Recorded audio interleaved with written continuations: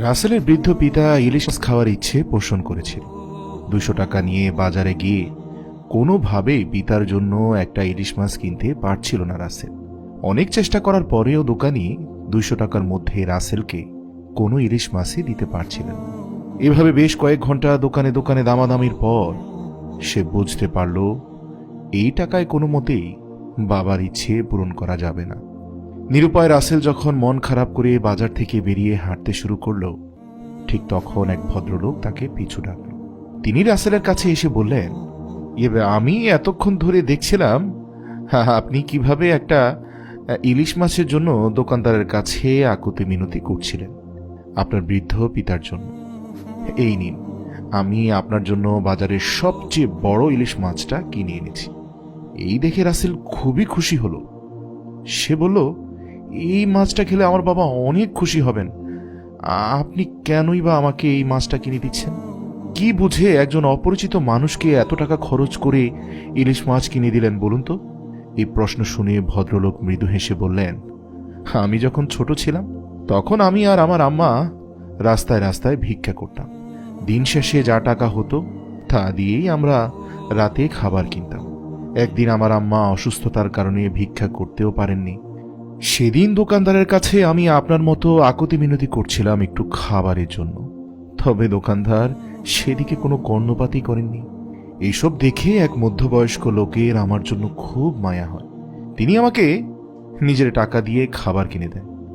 আমি ওনাকে যখন বলেছিলাম কিভাবে আপনার টাকাটা ফিরিয়ে দিতে পারি, তখন তিনি আমাকে একটা চিরকুট লিখে দিয়েছিলেন, এই উপকারটা তুমি অন্য কাউকে করো। সেই চিরকুটটা আজও আমি সাথে নিয়ে ঘুরছি।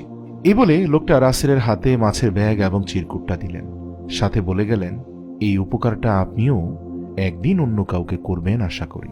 রাসেল হাসি মুখে তার কথায় সায় দিয়ে বাড়িতে আসলো।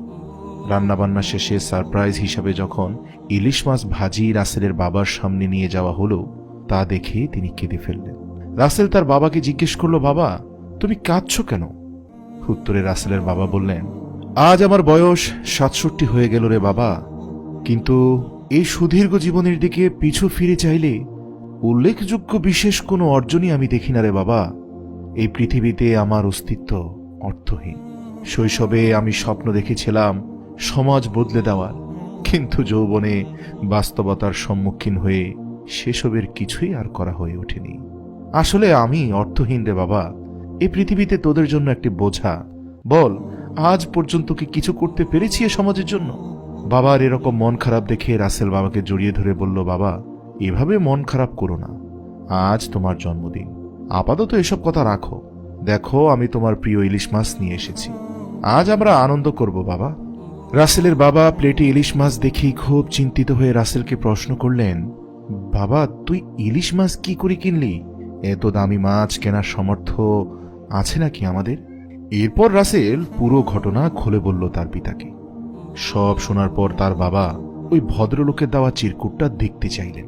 রাসেল তার বাবার কাছে চিরকুটটা দিতেই রাসেলের বাবা ফিরে গেলেন আজ থেকে 35 বছর পূর্বের এক স্মৃতিতে। তার মনে পড়ল সে একটা ছোট বাচ্চাকে খাবার কিনে দেওয়ার সময় সাথে এই চিরকুটটা লিখে দিয়েছিলেন। কালের পরিক্রমায় সেই উপকার আজ আবার তার কাছেই ফিরে এলো। এই ভেবে ভেবে তিনি অনেক খুশি হলেন, তার চোখে মুখে প্রশান্তি আর হাসির ছাপ। তবে এই ঘটনার কিছুই তিনি রাসেলকে বুঝতে দিলেন না। শুধু হাসি মুখে বললেন, বাবা এতক্ষণ যা বলছিলাম তা আসলে 100% সঠিক নয়। আমার জীবন অতটাও অসফল ছিল না রে বাবা। পৃথিবীতে মনে হয় একটু হলেও পরিবর্তন আনতে পেরেছি আমি। কারণ সেই চিরকুটটা রাসেলের পিতাই দিয়েছিল সেই লোকটাকে 35 বছর পূর্বে। আজ তার সেই উপকার পুনরায় ফিরে এলো তার কাছে। আসলে এই পৃথিবীতে কারো উপকার করলে তা কোনো না কোনো ভাবে নিজের কাছে আবার ফিরে আসে। সব প্রতিদান যে নগদ আপনার কাছে ফেরত চলে আসবে ব্যাপারটা তেমন নয়। তবে আপনার উপকারের উদ্দেশ্য যদি হয় আল্লাহর সন্তুষ্টি অর্জন, তবে নিশ্চয়ই আল্লাহ আপনার বিপদেও উপকারের জন্য কাউকে না কাউকে প্রেরণ করবেনই। মনে রাখবেন, আমরা শুধু গল্প শোনাচ্ছি না, আলোর পথ দেখাচ্ছি। আলোর পথের একটি ভিডিও শেয়ার করার মানে হচ্ছে আপনিও আলোর পথ দেখাচ্ছেন।